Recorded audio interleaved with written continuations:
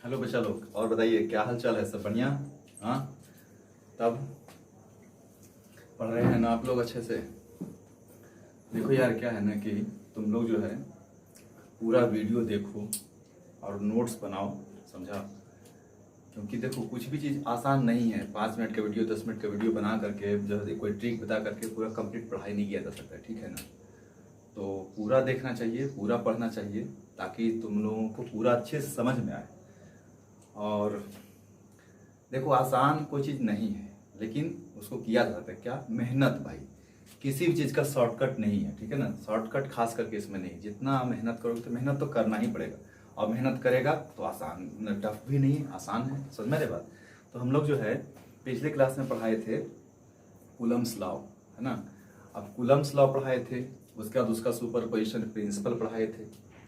अब जो है आज मैं इस क्लास में, है ना, एकदम तो बेसिक से लेकर के एकदम एडवांस तक, है ना, वैरायटी ऑफ प्रॉब्लम्स मैं करवाने जा रहा हूँ, ठीक है? इसको ध्यान से सुनना, समझना, है ना? और प्रॉब्लम्स कैसे किया जाता है, क्या उसके पीछे ट्रिक होता है, यानी क्या कॉन्सेप्ट होता है, कैसे हम अटेम्प्ट लेंगे क्वेश्चंस को, ये हम लोग आज देखेंगे, ठीक है? तो चलिए, सबसे पहले जो है एक बेसिक क्वेश्चन हम लोग देखते हैं। तो मान लो पहला क्वेश्चन हम लोग देख रहे हैं कि तुम्हारे पास एक चार्ज क्यू है और इसको 2 पार्ट्स में तुम डिवाइड कर दिया। तो भाई एक पार्ट जो है हमारा क्यू है, दूसरा पार्ट में जो है, अगर मैं देखूं इसका एक 2 पार्ट लिखा था, एक स्मॉल क्यू लिखा था, दूसरा कितना बचा होगा? क्यू इंटू माइनस क्यू, है ना? मतलब कि चार्ज क्या बताए थे? एडिटिव सिग्नेचर, है ना? तो मान लो इसको 2 भाग में तुमको डिवाइड करना है। तो एक भाग ले लिया स्मॉल क्यू, तो बाकी दूसरा भाग कितना बचा? इतना में से इतना खत्म हो गया, तो बचा कितना? इतना ही ना। अब इन दोनों को हम किसी डिस्टेंस पे सेपरेट कर दिए। तो मान लो यहाँ पर रख दिए क्यू और यहाँ पर रख दिए कितना? क्यू माइनस क्यू, और डिस्टेंस कितना मान लिए? आर। तो तुमको पूछ रहा है क्या कि find the ratio of Q and Q when force is maximum, ठीक है ना? यानी डिवाइडेड हो गया इन 2 parts, Q and Q minus Q. तो बोल रहा है क्या कि फाइंड द रेशियो। तो ध्यान से दो, तो भाई एक टोटल चार्ज कितना था? क्यू। अब उसके कितने पार्ट्स हो गए? 2। कौन कौन सा? एक स्मॉल क्यू, तो दूसरा कितना बचा? यानी अगर मान लो ये क्यू की जगह पर 5 कूलम है, और अगर स्मॉल क्यू मैं बोलूँ 3 कूलम, तो ये और कितना बचा? तो 5 माइनस 3 बराबर कितना कूलम? 2 कूलम, है ना? तो वही चीज यहाँ पे कि टोटल चार्ज क्यू था, तो इसमें क्या एक पार्ट हो गया स्मॉल क्यू, तो दूसरा पार्ट कितना था? क्यू माइनस क्यू, है ना? अब बोल रहा है क्या कि दोनों के बीच का सेपरेशन कितना है? आर है। तो बोल रहा है क्या कि ये और इसका रेशियो कितना हो कि इन दोनों के बीच जो फोर्स हो ना, वो क्या हो? मैक्सिमम हो। चलो, तो फोर्स क्या होना चाहिए? मैक्सिमम होना चाहिए, ठीक है ना? तो अब हम लोग देखते हैं फोर्स। नाउ फोर्स बिटवीन कौन कौन सा? स्मॉल क्यू एंड कौन भाई? Q minus Q. कौन सा लॉ? फोर्स किसके बीच? 2 चार्ज के बीच। कौन सा लॉ से? Coulomb's law. क्या होता है फोर्स बराबर? फोर्स होता है सम कांस्टेंट के, जिसको क्या बोलते थे? 1/4πε0 इंटू Q1। तो Q1 कितना है? Q into Q2। Q2 कितना है? Q माइनस Q, और अपॉन में R स्क्वायर। Very good. अब मैं क्या बोल रहा हूं कि हम लोग को ध्यान देखना है। ध्यान क्या देना है कि हमें फोर्स, देखो रिक्वायरमेंट क्या है ये देखना है।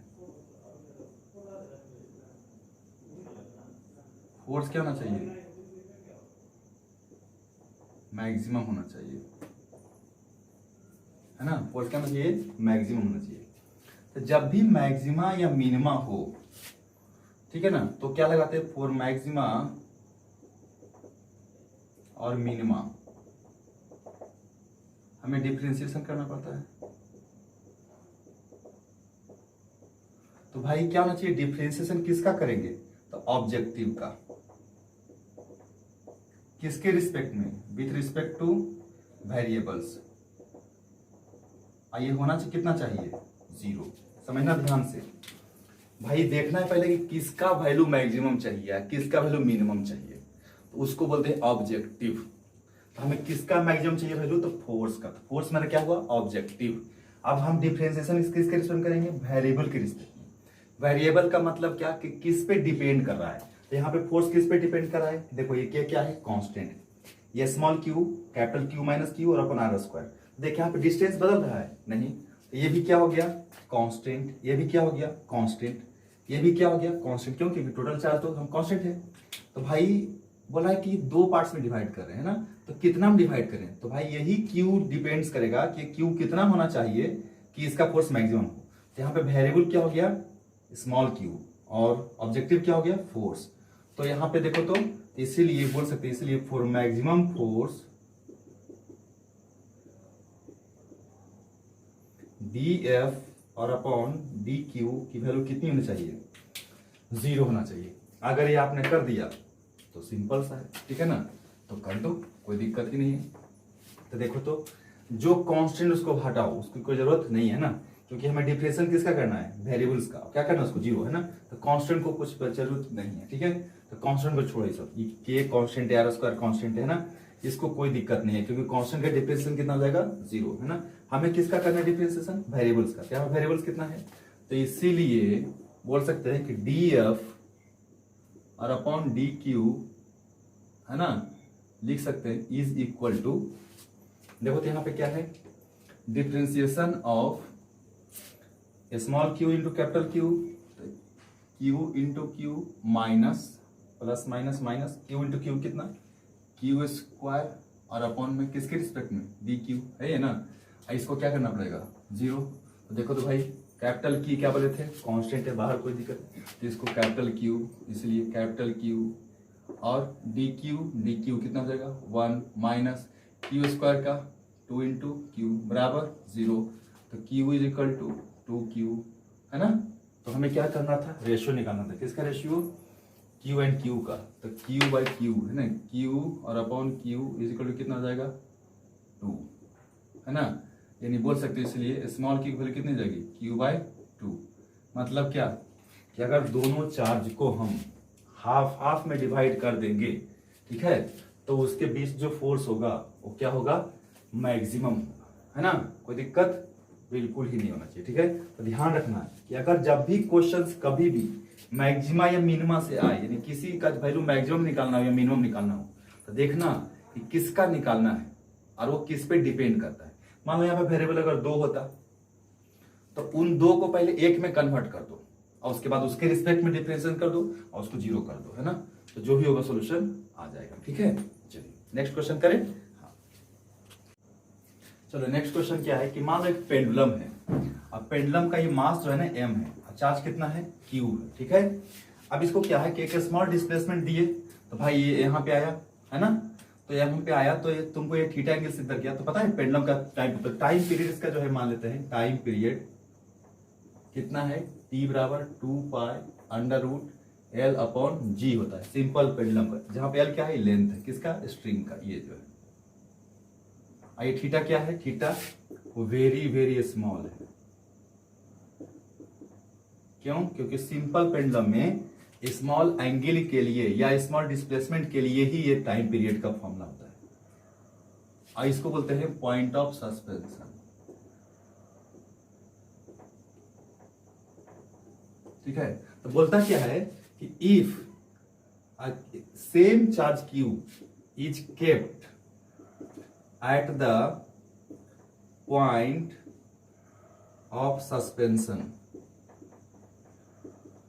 ठीक है, then find the new time period. देखो भाई क्वेश्चन में कुछ दम नहीं है, तो अभी क्या करो तुम कि सॉल्यूशन इसका करो।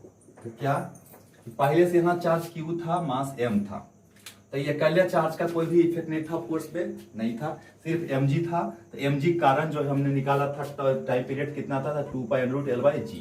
अब लेकिन क्या है कि एक चार्ज यहाँ पे भी रख दो q, तो ये भी q ये भी q, अब इन दोनों q के बीच में भी इलेक्ट्रोस्टैटिक फोर्स भी लगना शुरू हो जाएगा, ठीक है ना।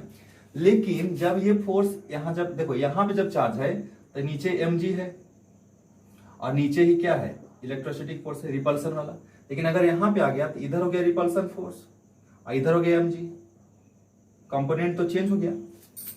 तो क्या ये वाला जो है ये कुछ टॉर्क प्रोवाइड कर रहा है?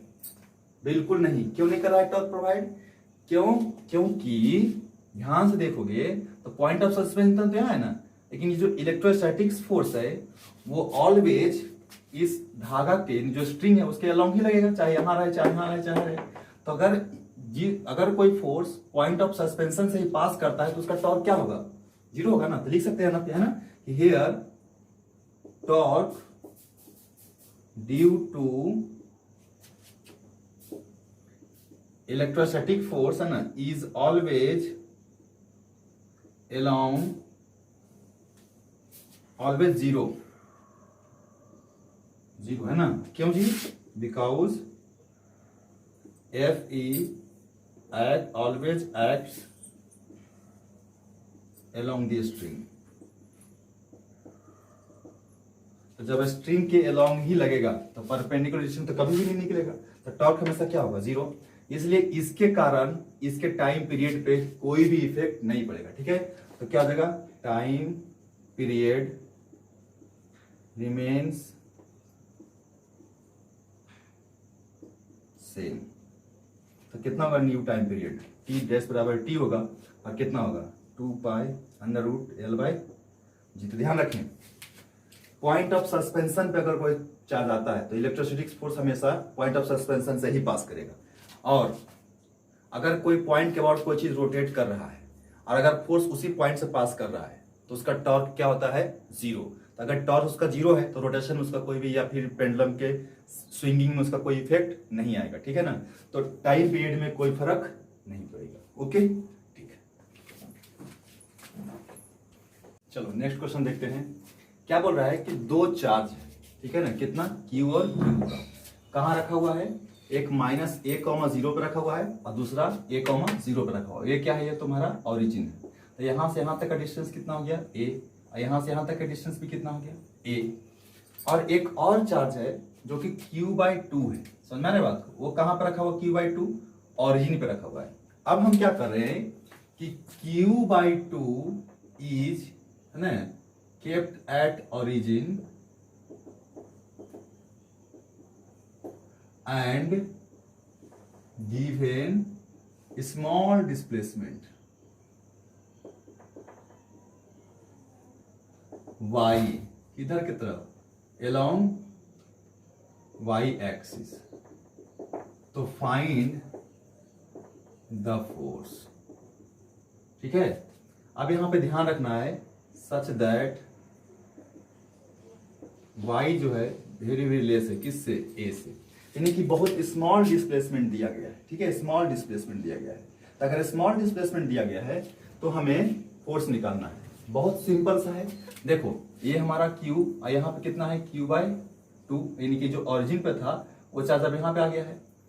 तो ये डिस्टेंस हम ले लेते हैं कितना? R। तो ये डिस्टेंस भी कितना हो जाएगा? R। तो देखिए यहाँ चार्ज सेम, यहाँ चार्ज सेम, तो दोनों फोर्स भी कितना होगा? सेम होगा ना। तो लेते हैं, है ना, सॉल्यूशन इसका करते हैं। तो इलेक्ट्रोस्टैटिक फोर्स क्या होता है? Some constant K into Q1 Q2। Q के Q1 की जगह पर कितना? Q इंटू Q2 की जगह पर कितना? तो Q/2 और अपॉन R का स्क्वायर। Very good. तो K into Q square by 2 into R square. R कैसे निकालेंगे? देखो ये कितना है? A और ये कितना है? Y ना। तो क्या लिखेंगे? Under root A square plus y square इसका होल स्क्वायर। यही हो गया एफ ई। अब देखिए ध्यान से, यहाँ पे आप लोग, अगर मैं तुमको बोलूं कि इसको जी नेट फोर्स यहाँ पे निकालो तो दो सुपरपोजिशन करोगे कि नहीं करोगे? है ना। तो इसको मान लो कुछ थीटा, ये भी कितना हो गया? थीटा। ये भी कितना हो गया? थीटा। तो अगर इसको मैं ऊपर बोलूं क्या? एफ ई कॉस थीटा, और इसका इधर की तरफ एफ ई साइन थीटा। उस तरफ से इसको देखो ऊपर की तरफ कितना? एफ ई कॉस थीटा, और इधर की तरफ F E sine theta.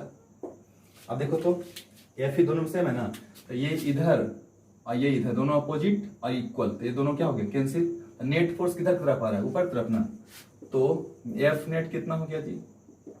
2 into F E into कितना? कॉस थीटा, हो ना। तो लिख दो भाई 2 इंटू एफ ई कितना है के इंटू क्यू स्क्वायर और अपॉन में 2, यहाँ पे रूट हट जाएगा तो कितना ए स्क्वायर प्लस वाई स्क्वायर। अच्छा ठीक है, इंटू कॉस थीटा क्या होता है बेस बटे हाइपोटेनियस, तो थीटा ये है तो बेस कितना है बेस परपेंडिकुलर हाइपोटेनियस, तो बेस कितना वाई और अपॉन में हाइपोटेनियस बताओ कितना, तो यही आर ना, आर जगह क्या लिखे थे आर जगह पर इतना ना, तो क्या हो जाएगा रूट अंडर ए स्क्वायर प्लस वाई स्क्वायर, ये 2 से 2 कैंसिल, क्या हो जाएगा के इंटू क्यू स्क्वायर फिर इंटू वाई और अपॉन इसका पावर 1 है इसका पावर 1/2, तो ए स्क्वायर प्लस वाई स्क्वायर के पावर में 3/2, ये हो गया ना फोर्स। ठीक है, ये इन जनरल हुआ बाबू। लेकिन अगर मैं लगा दूं y लेस देन ए, तो अगर यहाँ पे चूंकि y वेरी वेरी स्मॉल है किससे a से, इसीलिए वाई स्क्वायर प्लस ए स्क्वायर इक्विवेलेंट किसके हो जाएगा ए स्क्वायर के, तो ए स्क्वायर का 3/2 करेंगे तो कितना आ जाएगा, तो इसलिए इलेक्ट्रोस्टैटिक फोर्स कितना आ जाएगा k into q square into y और अपॉन में यहाँ पे ए क्यू, तो एफ जो है किसके प्रोपोर्शनल है वाई के। तो बोल सकते हैं कि अगर फोर्स डिस्प्लेसमेंट के प्रोपोर्शनल, डिस्प्लेसमेंट कितना है यहाँ पे वाई डायरेक्शन में वाई है ना, तो अगर डिस्प्लेसमेंट के प्रोपोर्शनल है तो ये सिंपल हार्मोनिक मोशन भी करेगा, ठीक है ना, लेकिन ऊपर की तरफ है तो नहीं करेगा, अगर ये निगेटिव होता तो करता। ठीक है, अच्छा हम लोग देखेंगे अभी इसका एक और इससे और मिलता क्वेश्चन है ना, उसको भी हम लोग करेंगे। ठीक है, चलो नेक्स्ट हम लोग चलते हैं। हाँ आइए देखिए एक क्वेश्चन थोड़ा सा लंबा है लेकिन पिछला क्वेश्चन से लिंक है। ठीक है ना, क्या है जी कि 2 identical positive charge Q each, यानी कि 2 चार्ज है इक्वल है कितना क्यू बराबर है, are placed on x axis at -a,0 and a,0। ये कहाँ रखा हुआ है एक्स एक्सिस पहले बनाओ और ये वाई एक्सिस बनाओ, ये ऑरिजिन हो गया 0,0, यहाँ पे रखा हुआ है कितना क्यू, यहाँ भी कितना रखा हुआ है क्यू।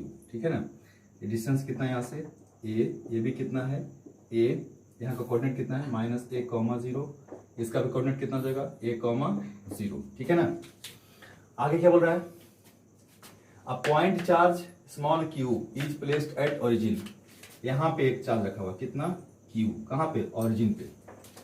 अब आगे पढ़ो कि for small displacement along x, इसको x के तरफ स्मॉल डिस्प्लेसमेंट दे दिया, यानी कि यहाँ पे x के तरफ दे दिया, यहाँ पे कितना, इसको इस चार्ज को यहाँ से यहाँ लेके चलाया। ठीक है, डज SHM है ना, तो फिर के चार्ज q क्या है SHM करता है, देख भाई SHM करेगा उसका कंडीशन देखेंगे, लेकिन SHM करा। ठीक है, अगर आगे बोल रहा है क्या कि and time period is T1, जो SHM कर रहा है उसका टाइम पीरियड क्या है T1 है। कौन SHM कर रहा है, ये छोटा वाला चार्ज, कब, जब इसको हम ऑरिजिन से शिफ्ट किए हैं, स्मॉल शिफ्टिंग किए हैं, यानी कि स्मॉल शिफ्टिंग का मतलब x जो है बहुत बहुत छोटा है किससे a से, तो ऐसे ऐसे करता रहेगा। ठीक है, आगे बोल रहा है क्या कि इफ q इज निगेटिव, यदि q क्या हो निगेटिव हो। एक और क्वेश्चन बनाते हैं है ना भाई, एक और क्वेश्चन बनाते हैं, यहाँ पे q, यहाँ पे q, यहाँ पे क्या रखे -q, ये भी कितना फिर से a, ये भी कितना a है ना। अब -q है तो it perform SHM when displaced along y, इन इसको कहाँ ले जा रहे हैं y की तरफ ले जा रहे हैं, यहाँ पे लेके चलाइए, इस q घटाइए यहाँ पे लेके चलाइए -q। ठीक है ना, और ये कितना डिस्टेंस क्या ऊपर y, तो अब ये इधर SHM करता है और इसका टाइम पीरियड कितना है T2 है, तो दोनों का रेशियो निकालना है किसका T1/T2 का। तो भाई ये SHM का क्वेश्चन है ना, इलेक्ट्रोस्टैटिक इसमें लिंक है, तो हमें पता होना चाहिए कि फॉर SHM F जो है वो -kx होना चाहिए, है ना, किधर की तरफ x की तरफ, और यहाँ पे F जो है -ky होना चाहिए, होना चाहिए कि ना होना चाहिए, होना चाहिए। तो देख इधर इस पे नेट फोर्स लगेगा ना, कौन कौन लगाएगा फोर्स बताए, तो ये वाला Q किधर लगाएगा इधर की तरफ लगाएगा, इधर की तरफ लगाएगा फोर्स F1 मान लेते हैं, और ये वाला Q इसको किधर किधर लगाएगा मान लेते हैं कितना F2। अब देखो दोनों चार्ज क्या सेम, ये कितना capital Q small q, capital Q small q, तो Q में कोई चेंज नहीं है, लेकिन अगर डिस्टेंस देखा जाए तो ये डिस्टेंस कितना है यहाँ से यहाँ तक ए और इधर एक्स कितना है, ए प्लस एक्स, और ये डिस्टेंस यहाँ से कितना है बताओ तो यहाँ से यहाँ तक ए है, और ये एक्स इधर आके घट गया तो कितना हो गया, तो देखो तो ये डिस्टेंस ज्यादा है तो ये वाला चार्ज यानी कि F2 जो है कम होगा, और ये डिस्टेंस कम है ना, तो फिर ये चार्ज के द्वारा जो फोर्स है कितना F1 है वो क्या होगा, ज्यादा होगा। तो इस पे नेट फोर्स किधर की तरफ रहेगा, इधर ज्यादा है इधर कम है, तो यानी कि F1 minus F2 negative x में फोर्स लग रहा है ना, तो नेट फोर्स F जो निकलेगा कितना निकलेगा बताओ, यानी कि कौन सा F1 माइनस F2, लिख दो वैल्यू F1 F2 का, है ना, देख सकते हो बिल्कुल, यानी कि हम F1 का लिख रहे यानी कि इसके द्वारा फोर्स बताओ कितना सर, कांस्टेंट के, अच्छा ये कांस्टेंट अलग अलग है, ठीक है, ये स्मॉल के है, ठीक है, कांस्टेंट के इंटू Q1 Q2 यानी Q की जगह पर कितना कैपिटल Q, स्मॉल Q जगह Q2 जगह पर कितना स्मॉल Q, और अपॉन R स्क्वायर कितना है भाई A माइनस एक्स का होल स्क्वायर, फिर माइनस कौन सा फोर्स F2 यानी ये वाला फोर्स यानी इसके द्वारा लगा रहा है, तो चार कांस्टेंट कितना स्मॉल के इंटू कितना Q1 Q2 यानी कि capital Q into small Q, और अपॉन में डिस्टेंस यहां से यहां तक का कितना है A प्लस एक्स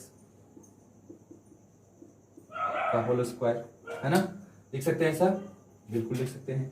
अब क्या करेंगे इसको हम पहले क्या करेंगे, पहले इसी का काम ले उसका बाद में हम लोग देखेंगे, ठीक है, इसका पहले काम करते हैं। तो नेट फोर्स हम लिखना चाह रहे हैं F, लिखो भाई, कॉमन है K Q Q कॉमन है, K Q कॉमन है, ये क्या बचा 1 अपॉन A माइनस एक्स का होल स्क्वायर, फिर minus 1 upon A plus x का whole square, K capital Q small q, चलिए एलसीएम लीजिए, तो a माइनस एक्स का स्क्वायर a प्लस एक्स का स्क्वायर, ठीक है, तो यहाँ पे दोनों को मल्टीप्लाई करो होता है जिससे क्या देगा a square minus x square, इसका क्या आएगा होल स्क्वायर आएगा ना, चलिए कि नहीं, बिल्कुल यही आना चाहिए। और ऊपर हाँ तो ये देखते हैं ना कि f इजिकल टू के क्यू स्मॉल क्यू, ठीक है, तो यहाँ पे a माइनस एक्स का होल स्क्वायर, फिर माइनस, तो यहाँ इसका एलसीएम में कितना आएगा, यहाँ पे अगर ये देखो इसको हम काटेंगे तो ये चला जाएगा ऊपर a प्लस एक्स का होल स्क्वायर, फिर माइनस, फिर अगर ये यहाँ से देखो इसको करेंगे तो ये है, तो ये जो है ना यहाँ से ये अगर ये तो ये खत्म हो जाएगा तो ये चला जाएगा ऊपर, ठीक है, डायरेक्ट एक स्टेप में गाइड कर दिया हूँ यहाँ पे, तो ये हो गया। तो क्या लिख सकते हैं F equal to net force small k q into small q और इंटू, चलो इसको लिखो, इसको पूरा को a मान लो, तो a स्क्वायर माइनस फिर ये b स्क्वायर, तो a प्लस बी और फिर इंटू a माइनस बी, ऐसे लिख सकते हैं ना, तो लिखो तो a के जगह पर क्या है a प्लस एक्स, तो लिख सकते हैं a plus x plus b यानी कितना a माइनस एक्स, ये फिर into a minus b, a की जगह पर कितना a प्लस एक्स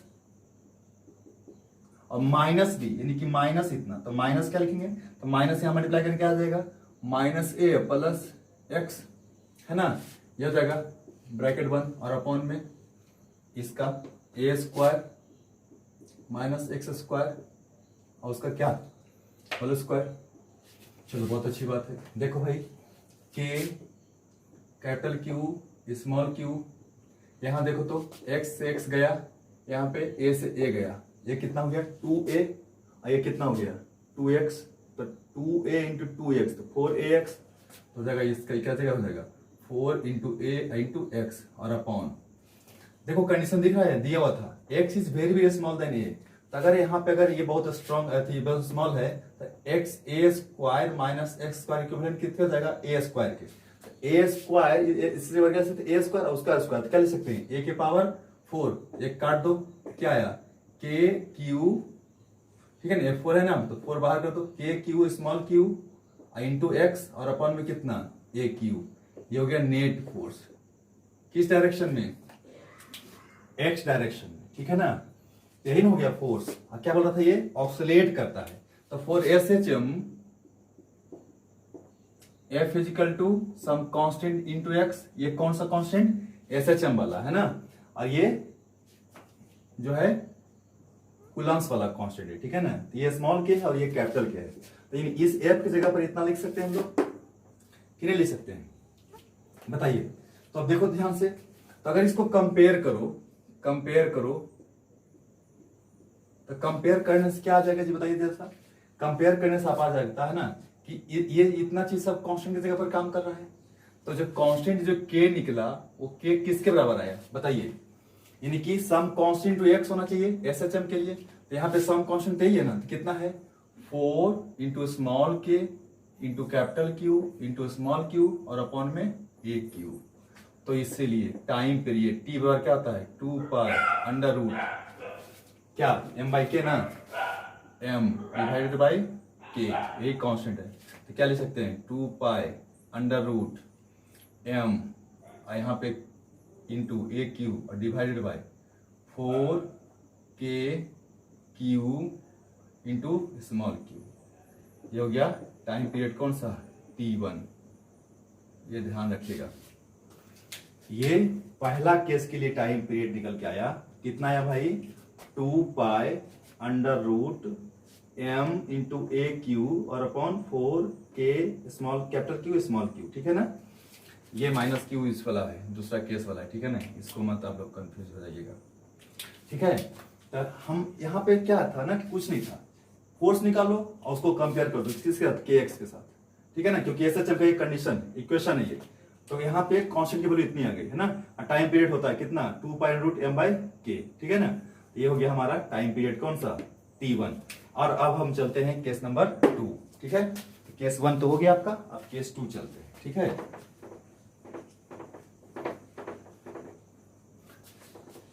चलो भाई केस 2 देखो तो जरा से यार, तुम लोग बताओ तो मेरे को क्या था कि केस 2 किस डायरेक्शन में, इन वाई डायरेक्शन।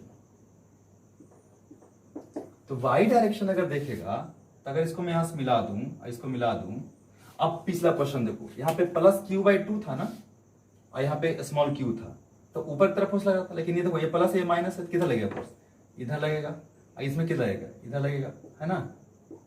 और यहाँ पे थीटा एंगल बनाए थे, तो नीचे की तरफ क्या हो जाएगा, इधर की तरफ इसको रिजॉल्व करो एफ कॉस थीटा, इधर की तरफ एफ साइन थीटा, इसको रिजॉल्व करो नीचे की तरफ कितना एफ कॉस थीटा, इधर की तरफ कितना, इसको मिटा सकता हूँ टाइम पीरियड T1 को, नहीं रहने देता हूँ, है ना, इधर कितना एफ साइन थीटा।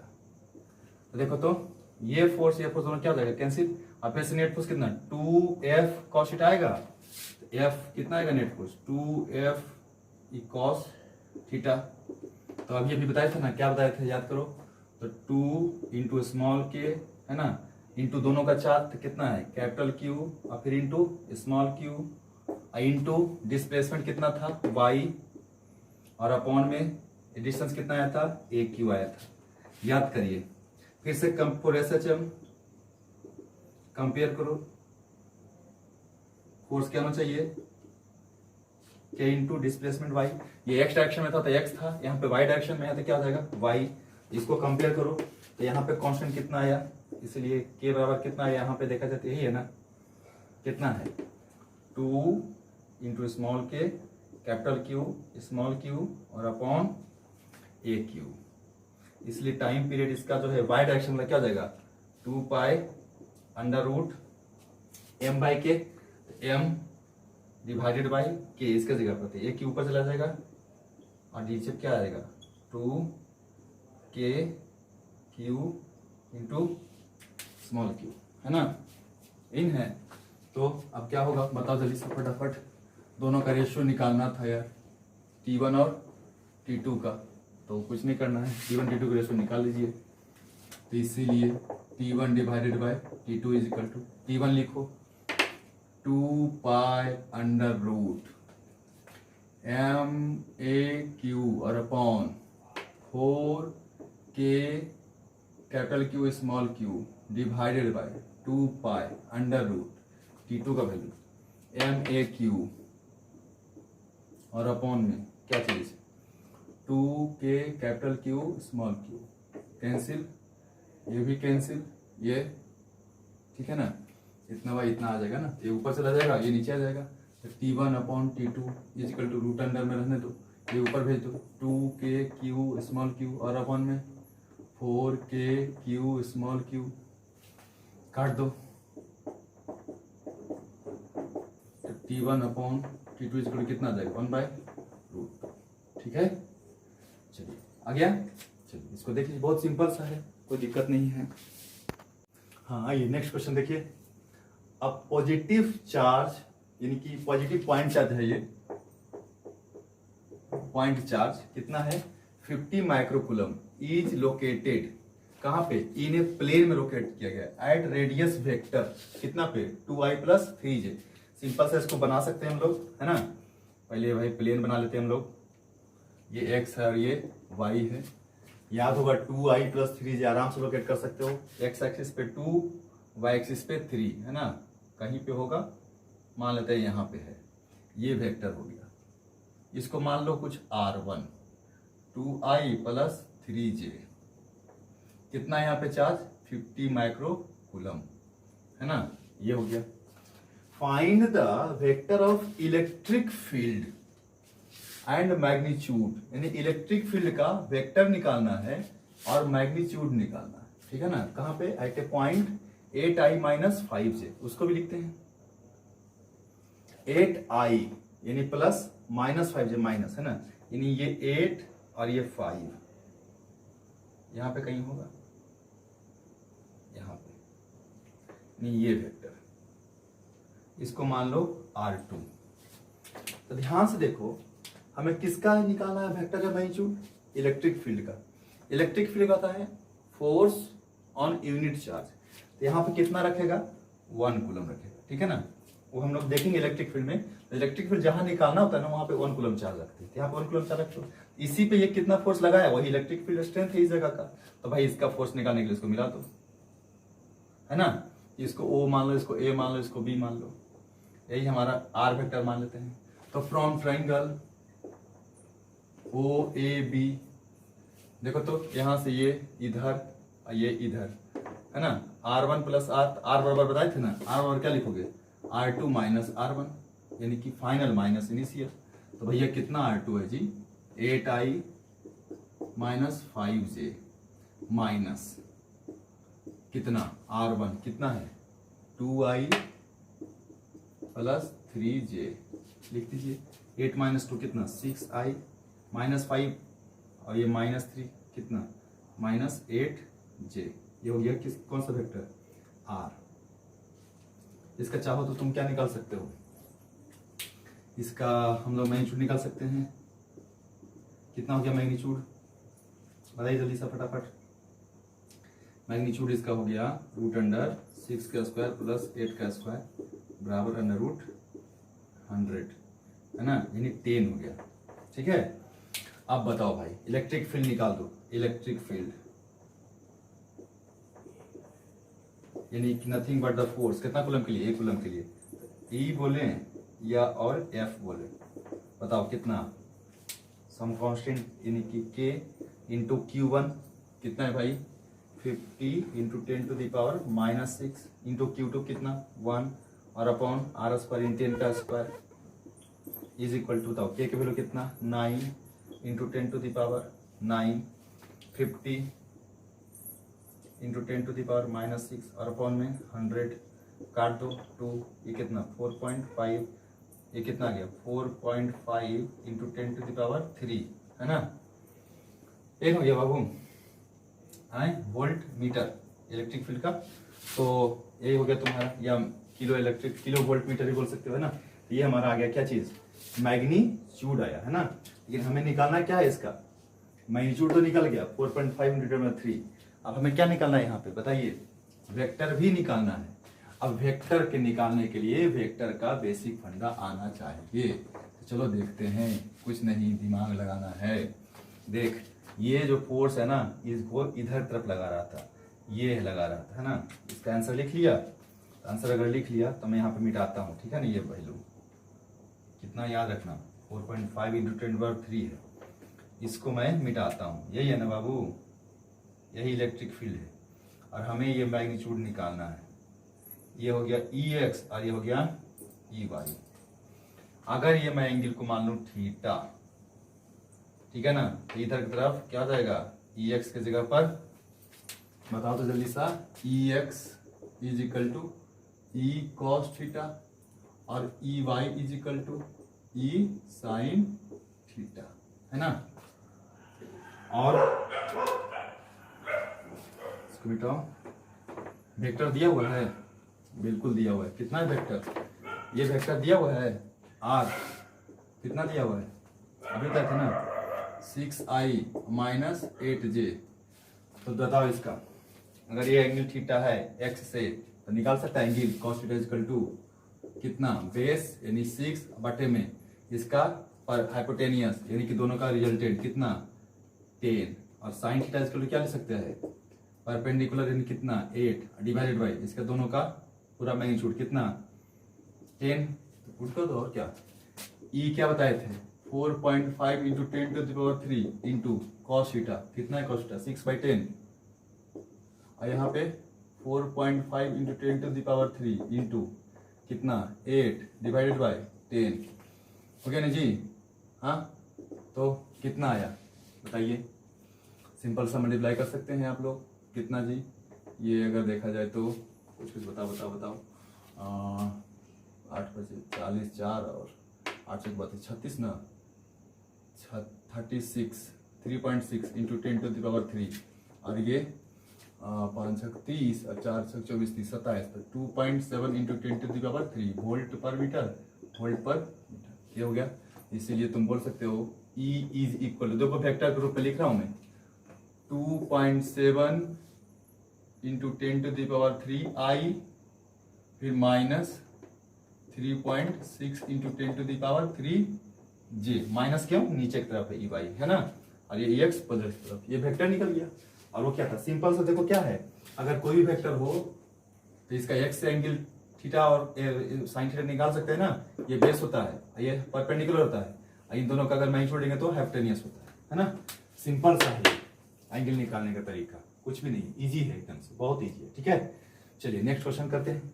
आइए देखिए, है ना, थोड़ा सा ये जो है थोड़ा सा टफ सेक्शन में क्वेश्चन आता है, कोई दिक्कत नहीं है, इजी है। 2 स्मॉल इक्वली चार्ज स्फीयर, ठीक है भाई, 2 इक्वल जो है चार्ज स्फीयर है, ईच ऑफ मास m है, are suspended from the same point by silk thread of length l, है ना, यानी कि एक पॉइंट है यहाँ पे, इसको मान लो हैंगिंग है ना, यहाँ से 2 को चार्ज स्फीयर को लटका दिए, तो ऑब्वियसली दोनों में रिपल्सन होगा, तो मान लो कि ऐसे दोनों इस स्थिति में आ गया, और अभी दोनों क्या चीज में आ गया, इक्विलिब्रियम में आ गया, क्योंकि दोनों के पास चार्ज है Q और यहाँ भी Q, ठीक है, दोनों रिपेल कर रहा होगा।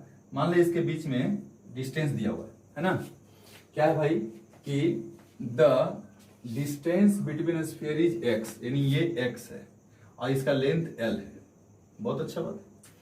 बोला find the rate dq by dt, यानी किस रेट से यहाँ पे चार्ज जो है लीक करेगा, है ना, कब भाई, if their velocity of approach, यानी इस पे जो फोर्स लग रहा होगा उसके कारण जो वेलोसिटी ऑफ अप्रोच होगा, ठीक है, वो कितना है, a अपॉन रूट एक्स है, ठीक है, वेयर a क्या है, इसका कांस्टेंट है। ये तो थोड़ा सा यार क्वेश्चन टिपिकल हो गया, नहीं चलो देखते हैं, यानी फोर्स लग रहा होगा उसके कारण क्या करेगा, ये लीक करेगा, देखते हैं भाई क्या है। तो बताओ इसका जी, नीचे क्या लिखोगे, नीचे mg, वेरी गुड, इस पे फोर्स लगाएगा नहीं, ये लगाने दो, कौन सा फोर्स, इलेक्ट्रिक फोर्स, इधर क्या लगेगा, टेंशन। अगर मैं यहां से इसे ड्रॉ करता हूं तो ये एंगल कितना हो जाएगा थीटा, ये कितना हो जाएगा, यहां से यहां तक x/2, ये भी कितना हो जाएगा x/2, लेकिन यहां से यहां तक कितना है, x है ना, ये निकाल सकते हो जल्दी सा फटाफट सब फॉर्मूला में, है ना, ये थीटा, तो देखो तो ये भी कितना थीटा, तो ऊपर की तरफ t cos थीटा और ये t sin थीटा, है ना। चलो लिखते हैं, Fe फॉर इक्विलिब्रियम, जब सेपरेट हो रहा था उसमें, है ना, ये अभी इक्विलिब्रियम में आ गया तब कोई दिक्कत, लेकिन सेपरेट होने के समय में तो क्या भाई, Fe बराबर कितना t sin थीटा, चलो अच्छी बात है, और mg बराबर t cos थीटा, दोनों को भागा दो तो जी, इसलिए Fe बटे mg is equal to T sine theta बटा में टी कॉस थीटा, दोनों क्या हो गया कैंसिल। तो tan theta is equal to F E और अपॉन एम जी। यहां पे ध्यान से देखो तो x जो है बहुत छोटा है किससे, l से, तो tan थीटा तुम निकाल सकते हो है ना। यहां से tan थीटा क्या हो जाएगा, tan theta is equal to perpendicular divided by base है ना। तो परपेंडिकुलर कितना भाई, x/2 डिवाइडेड बाई ये बेस, लेकिन ये हाइपोटेनियस होता है कितना, अंडर रूट क्या बताइए, l square minus x square by 4।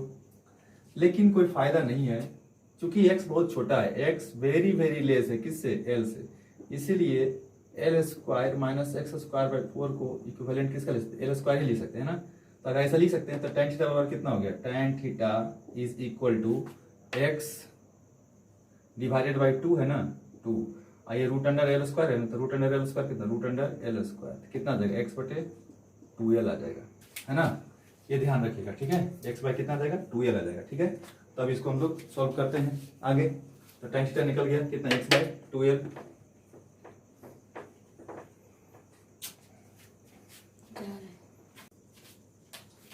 हाँ तो चलिए x के यहाँ tan थीटा की वैल्यू रखते हैं, कितना x/2l तय रखो, इसीलिए F E is equal to M G into tan theta रखो भाई, एम जी tan थीटा की जगह पर कितना, x/2l,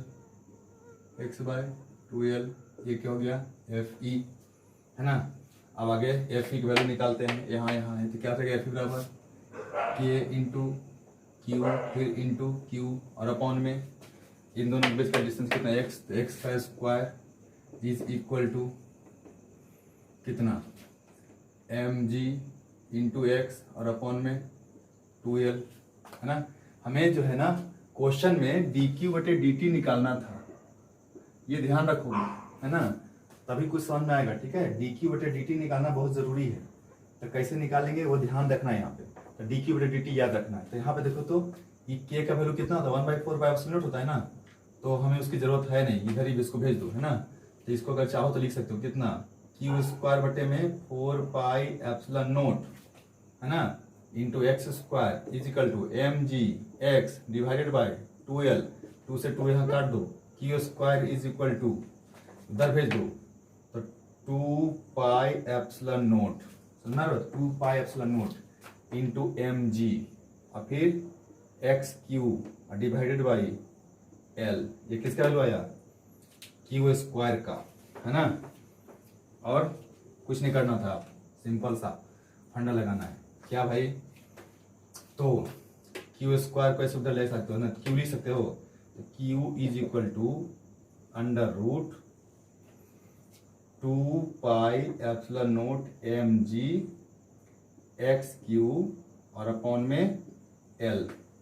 अब बताओ मेरे को तुम, एक्स तो वेरिएबल है तुम्हारा, तो भाई यही ना, यानी ये पहले तो दोनों को यहाँ लटका था, इसमें फैला होगा, फैलते फैलते फैलते फैलते एक जगह क्या हो गया होगा करके इक्विलिब्रियम में आ गया होगा। तो एक्स इंक्रीज करते करते करते कैसा होगा, जब ये टेंशन और एम जी उसको इस फोर्स को बैलेंस कर लिया होगा।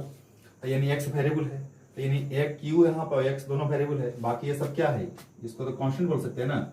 तो कांस्टेंट बढ़ा देते हैं, तो एक्स के पावर 3 है और रूट में है, तो इसको क्या लिख सकते हो तुम, क्यू इज इक्वल टू क्या बताओ, यहाँ से बाहर कर तो एक्स के पावर कितना 3/2 क्योंकि रूट है, और इंटू रूट अंडर कितना 2πε0 M G divided by L, यही ना क्यू है। अब dq/dt निकाल दो, क्वेश्चन सोल्व है ना। क्या भाई लिखेंगे, तो इसीलिए dq और upon dt is equal to इसका डिफरेंशिएशन x का t के रिस्पेक्ट में, तो क्या हो जाएगा, पहले x के रिस्पेक्ट में करो, तो x के रिस्पेक्ट में कैसे करोगे, तो x के रिस्पेक्ट में इसको करो तो क्या लिखोगे 3/2 इंटू क्या x के पावर 3/2 -1 और फिर इंटू dx अपॉन dt हो गया। और यहाँ पे रूट अंडर कितना भाई 2πε0 mg डिवाइडेड बाई l है ना। बहुत अच्छे, 3/2 इंटू 3 माइनस है यानी कि x के पावर 1/2 और dx तो dt क्या होता है जी, यही ना जो दोनों सेपरेट हो रहा था, है ना। तो वेलोसिटी तो क्या है v, है ना, और root under 2 epsilon naught mg divided by l, और v दिया था ना 3/2, इसको लिख सकते रूट एक्स इंटू v कितना था a/√x, फिर 2 epsilon naught mg divided by l, काट दो, क्या आया dq और अपॉन dt, यानी कि रेट ऑफ चार्ज लीकेज कितना 3/2 into constant a root under 2 epsilon naught mg divided by l, ठीक है। ये हो गया रेट ऑफ चार्ज लीकेज, ठीक है। तो ये भी सिंपल सब क्वेश्चंस है, ठीक है ना। इसमें और एक क्वेश्चंस अगर तुम बनाना चाहते हो तो और बना सकते हो, मीडियम अलग अलग लेकर के, ठीक है। जैसे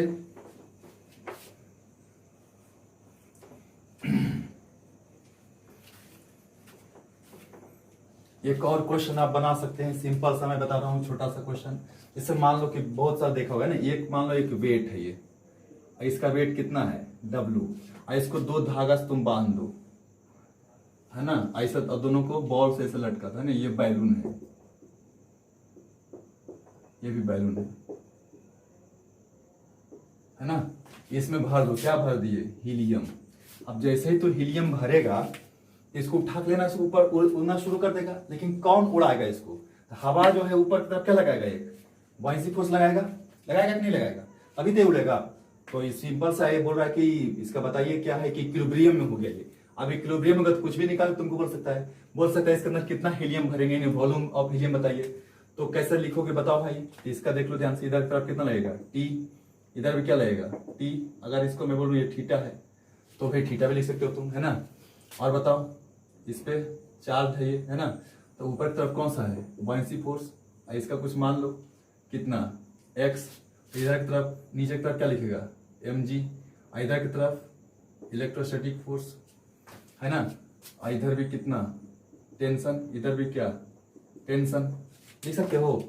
और फिर से वही फंडा लगा देना है, नहीं क्या भाई, इसको किसी एक का फ्री बॉडी डायग्राम बना दो, free body diagram of balloon बना सकते हैं जी, यस सर। ये रहा बैलून, नीचे रहा mg, इधर रहा इलेक्ट्रोस्टैटिक फोर्स, ऊपर रहा बॉयंसी फोर्स, और इस तरफ क्या रहा T, और ये वर्टिकल से कितना एंगल है थीटा, तो यहाँ भी वर्टिकल से कितना थीटा, सही है ना, ये थीटा। इसको इधर लिखो कितना T cos थीटा, इधर की तरफ T sin थीटा, और इसका भी फ्री डायग्राम बनाओ, free body diagram of block बनाइए भाई। ये रहा नीचे की तरफ वेट, और इधर की तरफ T, इधर भी T, वर्टिकल से एंगल कितना थीटा, यहाँ भी कितना थीटा। इसको थोड़ा सा जगह में दो भाई, free body diagram of block, है ना। तो इसको लिखो तो ऊपर की तरफ क्या लगेगा, सीधे सीधे लिखो नहीं यार, 2t cos थीटा, इधर क्या लगेगा T sin थीटा, इधर भी T sin थीटा, कैंसिल हो जाएगा, सही है ना। हो गया तो बच्चा बात खत्म। फॉर इक्विलिब्रियम क्या Fe is equal to T sin theta, और B is equal to mg plus T cos theta, यहाँ पे W is equal to 2t cos theta, नहीं कोई दिक्कत नहीं। और यहाँ पे देखो तो B क्या है, क्या होता है बॉयंसी फोर्स ना, बॉयंसी फोर्स कितना हो जाएगा भाई, यानी कौन लगा रहा है बॉयंसी फोर्स, एयर लगा रहा है, डेंसिटी किसका एयर का, इनटू वॉल्यूम किसका बैलून का, बैलून के अंदर जो हीलियम भरे उसका, इनटू जी। अगर मुझे मास निकालना है हीलियम का तो कैसे निकालने का मास ऑफ हीलियम, यानी कि यहाँ पे ये जो m है जो यहाँ नीचे लग रहा है ना हीलियम, इसके अंदर जो भरा हुआ है क्या लिखेंगे डेंसिटी किसका हीलियम का इंटू मास किसका, सॉरी वॉल्यूम किसका, वही जी बैलून है उसी का, है ना, इंटू जी। ये हो गया मास के जगह पर ये। अब देखो यहाँ से ध्यान से, अगर मैं चाहूं वाइंसी फोर्स इसको रख सकता हूं तो यहाँ पे बहुत सारा चीज रख सकता हूं, है ना। टी की जगह पर क्या रख सकता हूँ, डब्ल्यू रख सकता हूँ, W/2T, और यहाँ से टी की जगह पर यहाँ पे रख सकता हूँ, ठीक है ना। तो अगर इसको तुम सिंप्लीफाई करना चाहते हो तो इजिली सिंप्लीफाई कर सकते हो। कैसे भाई, तो टी कॉस थीटा जूल कितना, W/2 यहाँ रख सकते हो, है ना। क्या लिख सकते हैं हम लोग, इसको मिटा दूं, हाँ तो इसको मिटाते हैं भाई ऊपर, है ना। क्या हो जाएगा जल्दी बताइए, तो रख सकते हैं B is equal to mg plus W/2। क्यों, क्योंकि T cos theta is equal to W, है ना, बाय 2। यहाँ रख सकते हैं T cos theta is equal to W। अब देखो ध्यान से, mg और ये बॉयसी फोर्स बताओ कितना है, डेंसिटी किसका, एयर का, इंटू वॉल्यूम इंटू जी, बराबर मास किसका, हीलियम का ना, हीलियम का मास होता है ये, डेंसिटी किसका, हीलियम का, into V into G, mg हो गया। मास निकालना तो मास में सिर्फ डेंसिटी इंटू वॉल्यूम लिखेंगे, है ना। यहाँ पे जी वेट हो गया, अच्छा ये हो गया, और प्लस में कितना, W/2, है ना। तो इसको उधर भेज दो, तो density of air minus density of helium into V into G बराबर कितना, W/2। भैया यहाँ से भी निकाल सकते हो, और कुछ निकालना तो यहाँ रख सकते हो, है ना।